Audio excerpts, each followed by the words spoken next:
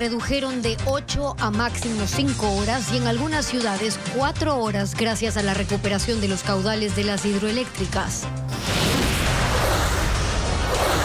Televistazo explica qué es el bombardeo o sembrado de nubes, una técnica que, según reveló el ministro Roberto Luque, se está aplicando en el país para provocar lluvias en las zonas de Mazar y Paute.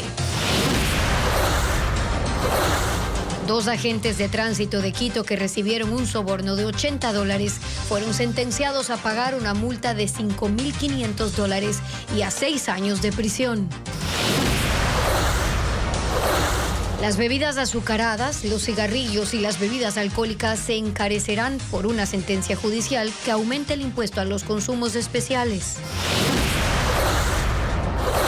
Más de 5 millones de contagios de dengue hay en Latinoamérica y la Organización Panamericana de la Salud alerta sobre un incremento de contagios y muertes.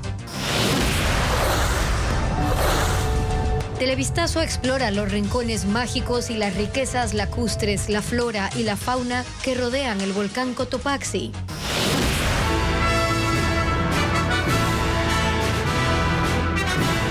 Muy buenas tardes, amigos. Damos seguimiento a la crisis energética en el inicio de Televistazo. Gaby. Estefi, amigos, bienvenidos. Las lluvias en la zona de Paute y Mazar redujeron los cronogramas de cortes.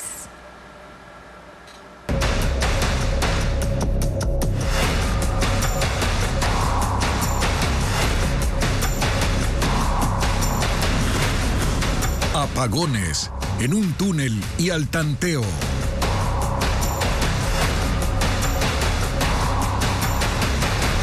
Este viernes la reducción de racionamientos de energía eléctrica se evidenció en la mayoría de provincias. Hay ciudades que pasaron de 8 a 3 horas de corte, como lo explica Carla Delgado.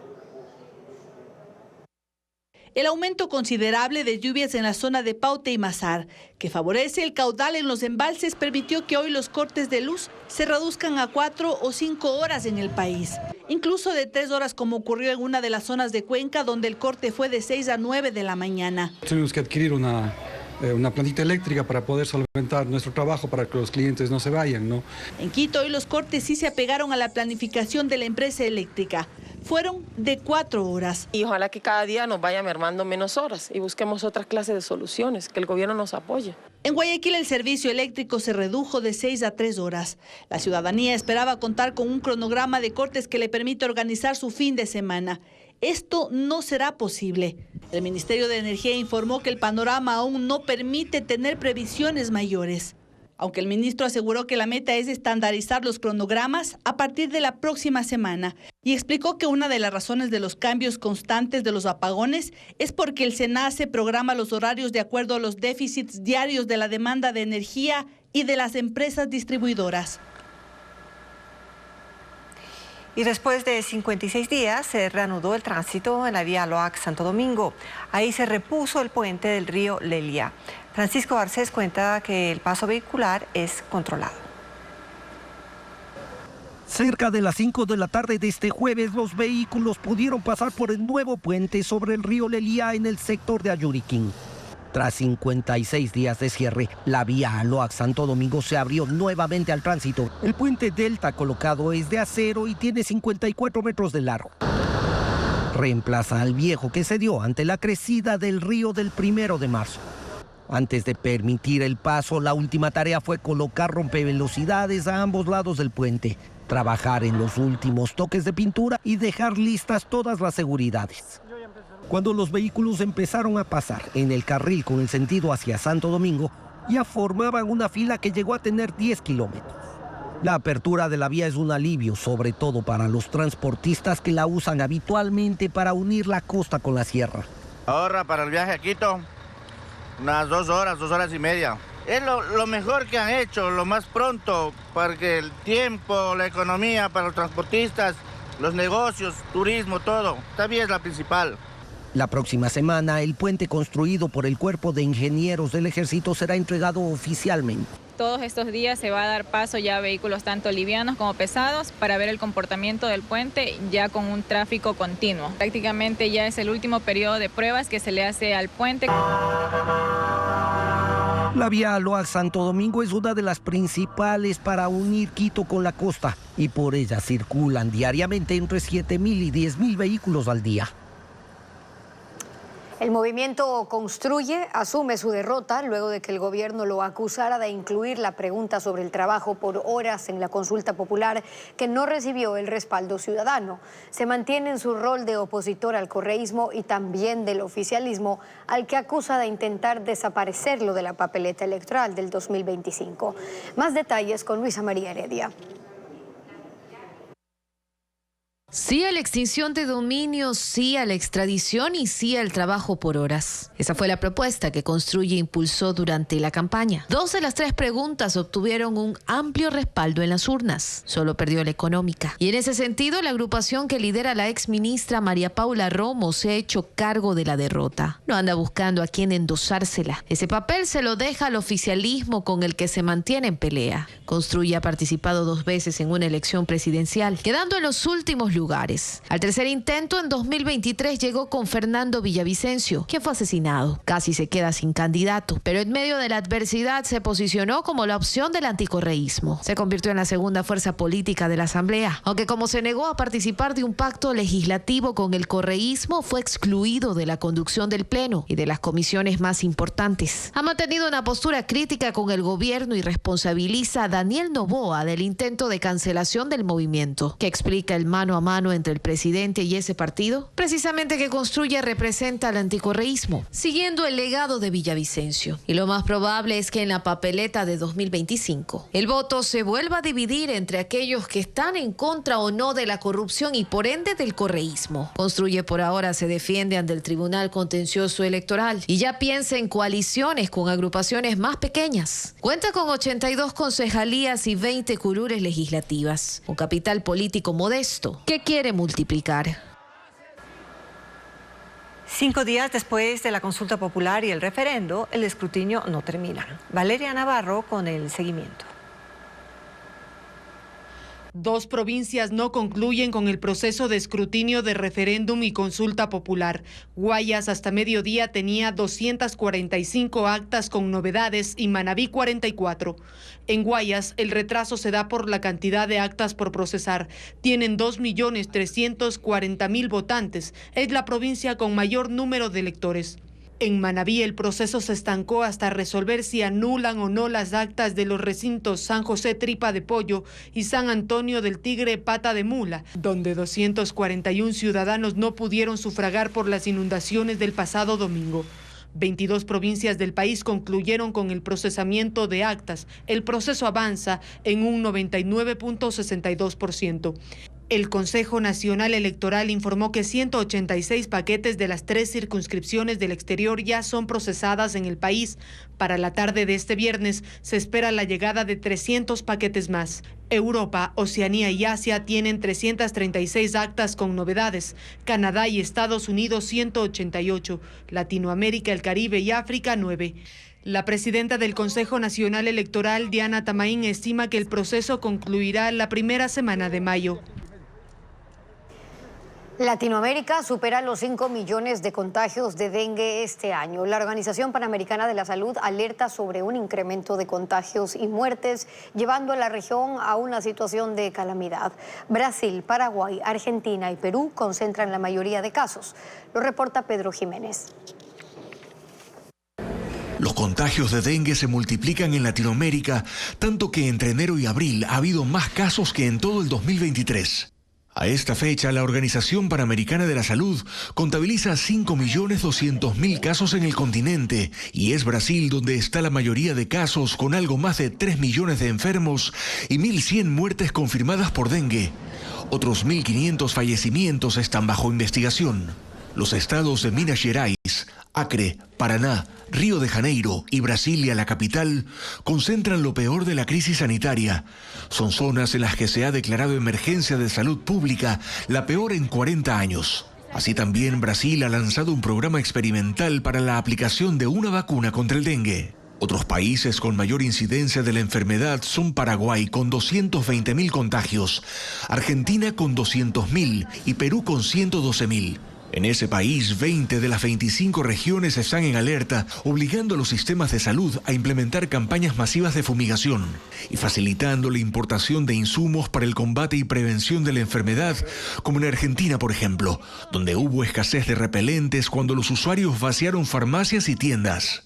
El incremento de casos está atribuido al calor, fenómenos meteorológicos extremos, aumento poblacional e insuficiencia de sistemas de agua potable y saneamiento que incrementan los criaderos de mosquitos. Y si bien hasta ahora es la región del sur la más afectada, será el hemisferio norte el que vea un aumento de contagios por dengue a medida que aumenten las temperaturas con la llegada del verano.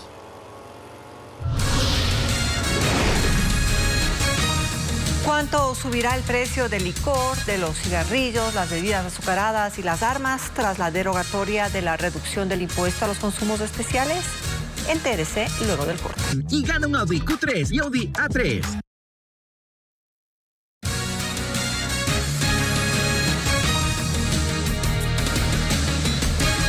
Una analista política estará a cargo de la estrategia de comunicación del gobierno. Es Irene Vélez, con experiencia en esta cartera de Estado desde 2021. Fabiola Santana con su perfil. El gobierno escogió a una analista política para reemplazar a Roberto Izurrieta en la Secretaría de Comunicación, que también dirige los medios públicos. Irene María Vélez Fromen tiene 32 años, es licenciada en Ciencias Políticas y Relaciones Internacionales y máster en Acción Política. Ha sido profesora de Pensamiento y Comunicación Política en la Universidad Espíritu Santo de Guayaquil. Vélez fue subsecretaria de Contenidos en el gobierno de Guillermo Lasso desde junio de 2021 hasta abril de 2023. Y en este gobierno ha sido desde enero pasado subsecretaria general de Acción Estratégica. El jueves el presidente Noboa también la nombró miembro del directorio de la Agencia de Regulación y Control de Telecomunicaciones Arcotel. Ella asumirá la Secretaría de Comunicación a partir del 1 de mayo. Otro cambio se produjo en el Ejecutivo. En la gobernación del Guayas, en reemplazo de Alberto Molina, está a cargo Vicente Antonio Aguad Chevasco. Abogado y máster en Derecho con mención en Derecho de Empresas. Tiene un diplomado en Seguros Generales. Antes de asumir el cargo, él fue viceministro de Seguridad Pública en el Ministerio del Interior. Hasta hoy, el único cargo público que figura en su hoja de vida es el de asistente legal y asesor jurídico en el gobierno provincial de Guayas entre 2015 y 2016.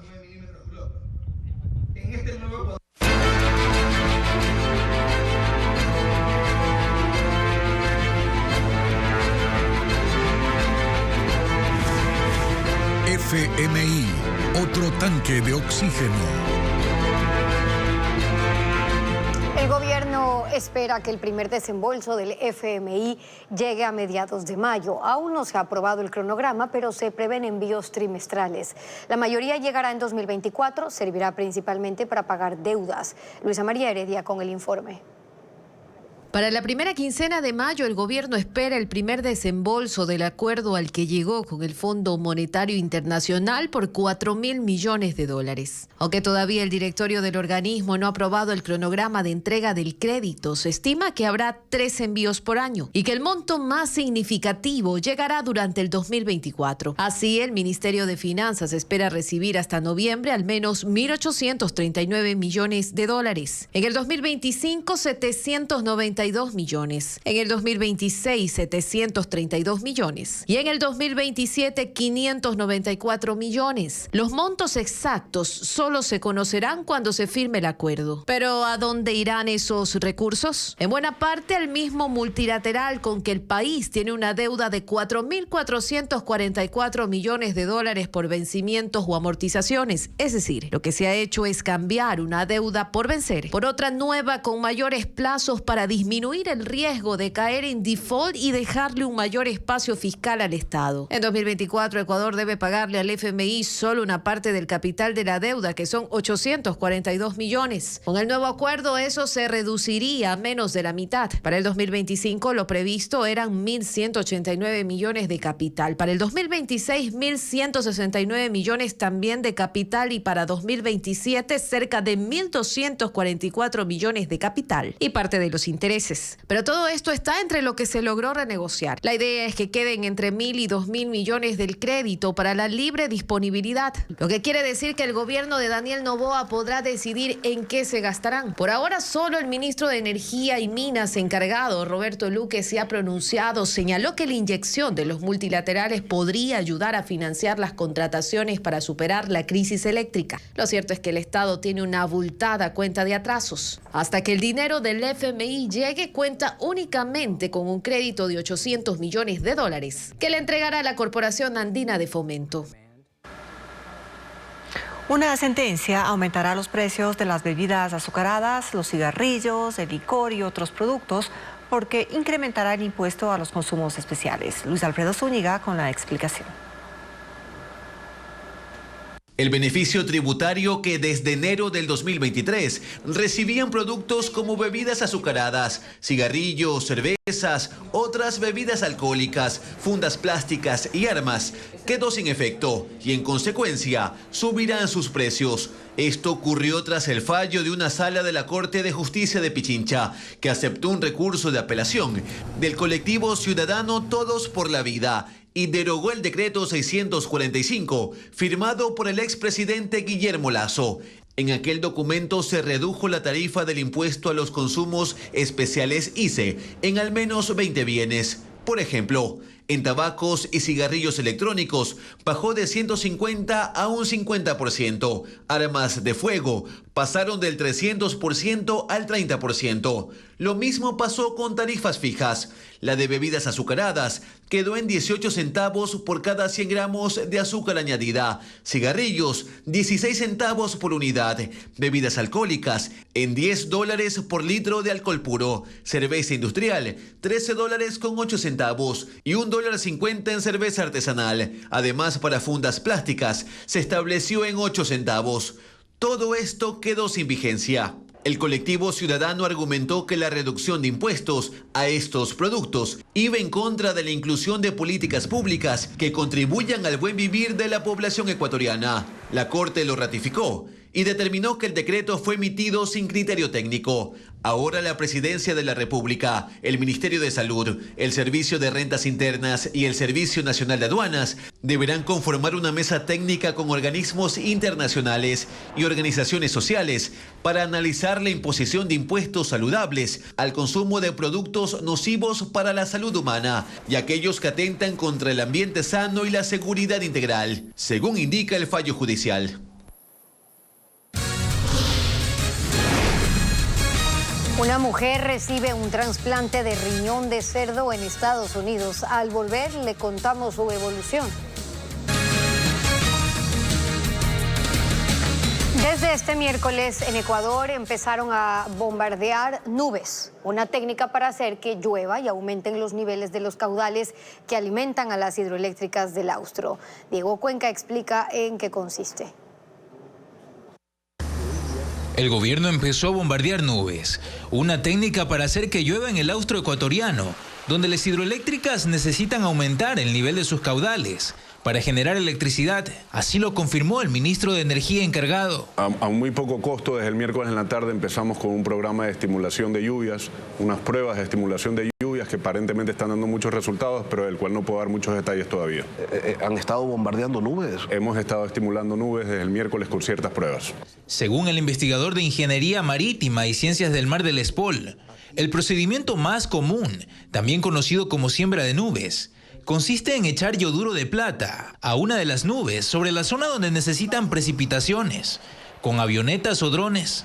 Es agregar un químico a una nube para provocar que las moléculas se condensen, las moléculas condensadas de agua se precipitan. Los especialistas deben tener en cuenta la altura, la temperatura, la velocidad y la dirección de los vientos. Además, el tipo de nube elegida. Es decir, que si llueve, digamos, 10 milímetros de lluvia en una hora, con esto va a llover 11 o 13 milímetros. O sea, no es que va a llover una cantidad diluvial de lluvia. Ormaza asegura que no es la primera vez que Ecuador bombardea nubes. Dijo que ya ocurrió en 1960 y 1970 por una gran sequía. Ascienden a 392 los cadáveres de las fosas comunes del hospital Al-Nasser en el sur de Gaza. Voluntarios afirman que aún hay 200 desaparecidos. Equipos de defensa civil y familiares de cientos de desaparecidos continúan en los terrenos del hospital Al-Nasser, el segundo más grande de la franja de Gaza. Hasta el momento contabilizan 392 cuerpos recuperados de 3 fosas comunes ubicadas alrededor de la morgue y cerca del centro de diálisis. Al lugar han llegado con retroexcavadoras para sacar los cadáveres y trasladarlos a una explanada para intentar identificarlos. Según las autoridades palestinas, varios de los cuerpos presentan signos de tortura e incluso creen que fueron enterrados vivos. Además, hay menores de edad. Sin embargo, medios extranjeros reportan que en esas fosas yacían los restos de las víctimas de los combates y que sus familiares les llevaron a ese lugar en enero en forma provisional. Pero también creen que muchos fueron desenterrados por personal israelí para someterlos a pruebas de ADN y saber si entre ellos había rehenes que estuvieron en poder de Hamás. Otros reportes señalan que una situación similar se vive en el hospital Al-Shifa y sus alrededores, donde también hay fosas comunes. Cientos de manifestantes pro-Israel se concentraron a las afueras de la Universidad de Columbia en Nueva York, que hace más de una semana es escenario de una acampada a favor de Palestina por el fin de la guerra en Gaza. Las protestas del miércoles dejaron 250 estudiantes detenidos en la Universidad de Texas, en Austin, en la Universidad del Sur de California, en Los Ángeles y el Emerson College de Boston. ByteDance, empresa matriz de TikTok, aseguró que no tiene intención de vender la plataforma después de que el gobierno estadounidense aprobó un proyecto de ley para obligar a la compañía china a deshacerse de la popular aplicación si no quiere que sea prohibida en Estados Unidos. La administración Biden argumenta que TikTok es una amenaza por la posibilidad de que el régimen chino acceda a los datos de los usuarios. Servicios de inteligencia de Estados Unidos ya acusaron a China de haber usado TikTok para influir en las elecciones de medio mandato de 2022, por lo que podría intentar interferir también en los comicios presidenciales de noviembre. En Estados Unidos, una mujer de Nueva Jersey recibe un trasplante de riñón de cerdo genéticamente modificado. La paciente no ha presentado por ahora síntomas adversos. Les contamos. Lisa Pisano, de 54 años, padecía insuficiencia cardíaca y renal. Había sufrido 2 infartos y en el hospital fue necesario resucitarla. Su condición la descalificaba para recibir un trasplante de riñón tradicional. Y el diagnóstico decía que le quedaban pocas semanas de vida. Pero expertos del hospital NYU Langone de Nueva York elaboraron un plan específico para ella. Implantar una bomba cardíaca mecánica para mantener su corazón latiendo y después trasplantar un riñón de cerdo genéticamente modificado. Ay, Lisa. Lisa aceptó, pues dijo que quería agotar todos los recursos. El 4 de abril se hizo la intervención para insertar el dispositivo cardíaco y 8 días después se hizo el trasplante de riñón de cerdo que inmediatamente comenzó a producir orina. Los médicos aún están monitoreando su recuperación, por lo que no le han dado de alta, pero hasta ahora no hay muestras de rechazo. El mes pasado en el Hospital General de Massachusetts, Richard Sleiman recibió un riñón de cerdo y 5 semanas después del trasplante evoluciona con éxito. En Estados Unidos, más de 100,000 personas están en la lista de espera para trasplantes de riñón y otros órganos.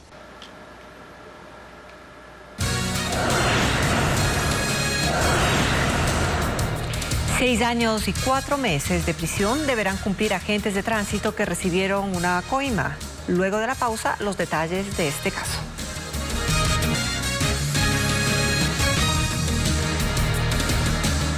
Las Fuerzas Armadas descubrieron una fábrica artesanal de billetes falsos en el sector del Caucho, en el cantón Quininde, en Esmeraldas, para financiar a la banda narcoterrorista Los Choneros. También falsificaban bolívares. Hay 2 detenidos y se decomisó 3 fusiles, papel moneda y decenas de billetes falsos. Agentes de tránsito que recibieron $80 como coima fueron sentenciados a 6 años y 4 meses de prisión y el pago de $5.500. Diego Puente con los detalles. Un agente y un fiscalizador de la Agencia Metropolitana de Tránsito de Quito fueron sentenciados a 6 años y 4 meses de cárcel.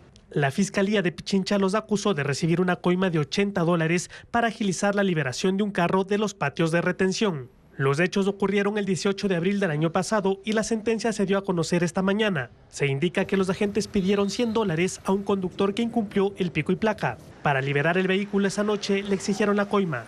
De lo contrario, el carro iba a estar retenido 4 días. El conductor entregó $80 en las oficinas de los agentes, pero antes de hacerlo los había fotografiado. Esa fue la evidencia que mostró cuando acudió a la policía para denunciar un delito flagrante de concusión. Los billetes fueron hallados en el escritorio de los funcionarios. La sentencia fue expuesta por el director de la AMT, Washington Martínez, en el aniversario de la institución y dijo que hay otros procesos de depuración en marcha. Además de los 6 años y 4 meses de cárcel, el Tribunal Penal de Pichincha dispuso el pago de 12 salarios básicos, $5.520, y los inhabilitó para ejercer cargos públicos por el mismo tiempo que dure la sentencia. Un adolescente de 17 años fue linchado por supuestamente robar la producción de aguacates de una hacienda en Carchi. Además hubo una protesta condenando el hecho, como informa Cristian Tinajero. 12 horas después del linchamiento de un adolescente de 17 años en el Cantón Bolívar, provincia de Carchi, un grupo de comuneros del sector Caldera, de donde era oriundo el menor, cerró la vía Piquiucho-Caldera-San Rafael y quemó llantas durante 3 horas frente a medio centenar de policías y militares que acudió a tratar de controlar la protesta la tarde de este jueves. Los manifestantes condenaron el ataque a Jonathan Mina, quien fue incinerado, acusado de robar 20 sacos de aguacates de una hacienda. Según testigos, el joven alcanzó a llegar a su casa y fue llevado hasta un hospital del Cantón Montúfar. Sin embargo, por la severidad de sus quemaduras, fue trasladado a Quito, donde falleció. La noche del jueves, los uniformados despejaron la vía. Según la policía, los propietarios de la hacienda donde ocurrió el linchamiento abandonaron la localidad. Pachacutic, al igual que otras organizaciones, instó a la población a votar por el no en las 11 preguntas de la consulta popular. ¿Por qué este movimiento decidió desconectarse de las mayoritarias aspiraciones ciudadanas en materia de seguridad? Lo analizamos. La desconexión de Pachacutic con la realidad nacional es clamorosa. El discurso de su dirigencia no conecta con las aspiraciones de sus bases y menos con las del resto del país. Como consecuencia, Pachacutic luce antiguo. Lo que alguna vez fue el ideario del movimiento ha sido reemplazado por la visión del presidente de la CONAIE, y eso, la verdad es que no ayuda. Los hechos relatan que desde que la CONAIE se hizo con la coordinación de Pachacutic, electoralmente se achicaron. Leónidas Giza es antisistema. El comunismo indoamericano es su norte o su sur. Lo cierto es que mientras más se difunde su posición, Pachacutic reduce su presencia e impacto en la esfera donde se toman las decisiones. Cuando el país está rechazando el narcotráfico, cuando busca cómo castigarlo económicamente, cómo dotar de nuevas herramientas al Estado para que luche contra la delincuencia, Leónidas Giza decide pararse en la orilla del frente. Se trata de una desconexión programática que responde a sus propias convicciones. Su visión de país difiere de la que tiene la mayoría de la gente y él lo sabe.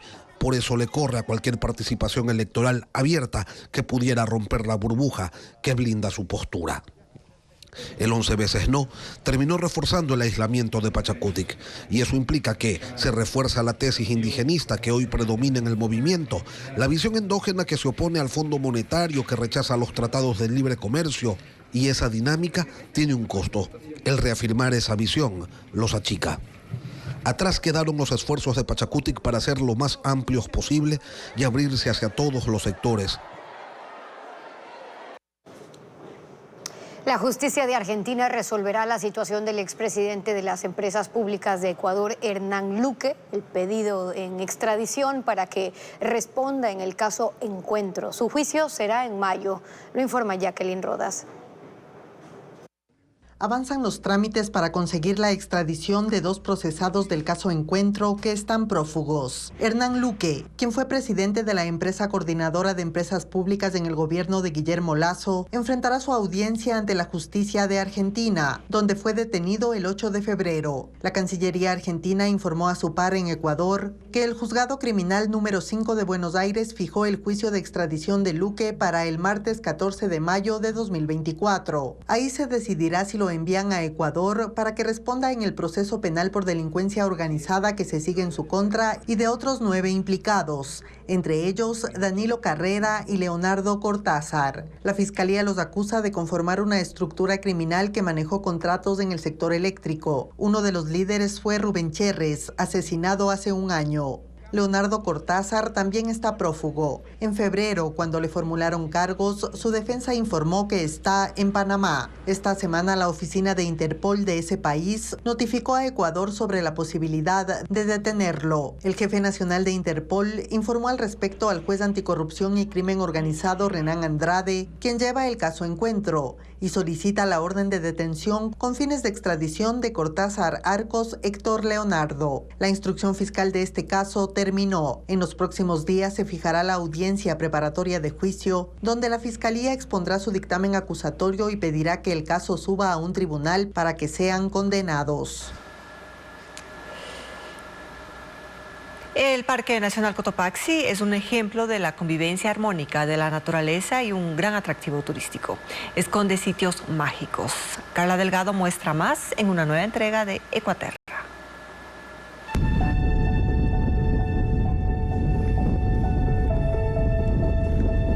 El Parque Nacional Cotopaxi es conocido por su majestuoso volcán.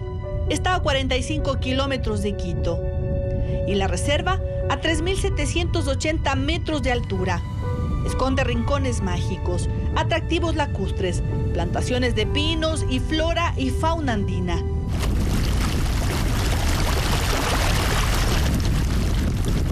El agua de los manantiales nace de los deshielos y recorre subterráneamente unos 5 kilómetros. Los manantiales están escondidos entre promontorios cubiertos por el tapiz dorado del páramo, que se aprecia más desde el aire. Este vertiente se une con las dos que están a sus alrededores y se conforma lo que es la acequia San José, la cual es de vital importancia para las comunidades de Pedregal y otros sectores aledaños para el sistema de riego. En 33.393 hectáreas el parque alberga lagunas, las del Cajas, la del Limpio Pungo, la laguna de Santo Domingo, que está en la parte oriental del volcán. Es un cuerpo de agua gélida y oscura rodeada de pajonales y coloridas chuquiraguas.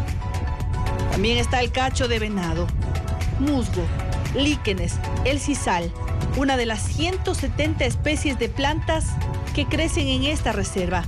También hay árboles de polilepis, romerillo y lo más vistoso, la paja de páramo. La laguna de Limpio Pungo es el espejo del Cotopaxi gracias a sus aguas cristalinas. Las lagunas son refugios de aves. Hay 14.000 especies, como esta gaviota andina, este curiquingue y esta perdiz de páramo. También se ven lechuzas, halcones, el cóndor andino o colibríes de sangre caliente conocido como estrella de los Andes. Desde la laguna se observan las huellas dejadas por las antiguas erupciones volcánicas que dieron lugar a este cuerpo de agua.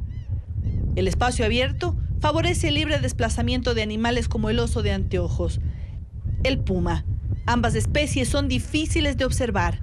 Los zorrillos, la raposa, comadrejas, zarigüeyas, el ratón y los venados de cola blanca habituados a los visitantes, alrededor de 15.000 al mes. Desde el año 2018 que hemos hecho la erradicación completa de lo que es el ganado vacuno, los venados de nuevo están asomando. Tenemos ya una gran población de venados de cola blanca. Hemos identificado más o menos unos 130 venados en el área protegida.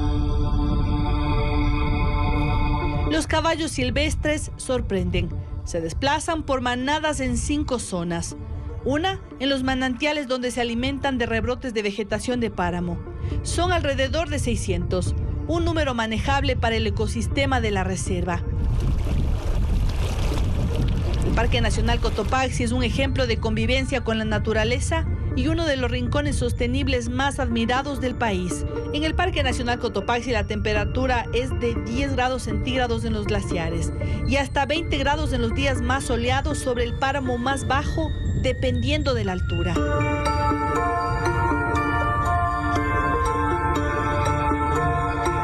Y en Ecuador aumentan los problemas de sueño. ¿A quiénes afecta? ¿Cómo prevenirlos? Valeria Navarro con los detalles. ¿Cuánta melatonina es necesario tomar para dormir mejor? Esa inquietud que llega a ser tendencia va y vuelve en redes sociales. Dormir es para el 45% de la población un problema. El uso de celulares y pantallas con luz azul ha complicado el problema. Disminuye al menos 2 horas de sueño en las personas. La luz azul bloquea la hormona melatonina e interfiere con la capacidad del organismo para prepararse a dormir. Algunos, para ayudarse, optan por consumir pastillas con esa hormona, pero la compra sin receta médica y su abuso puede generar adicción y nuevos problemas de salud.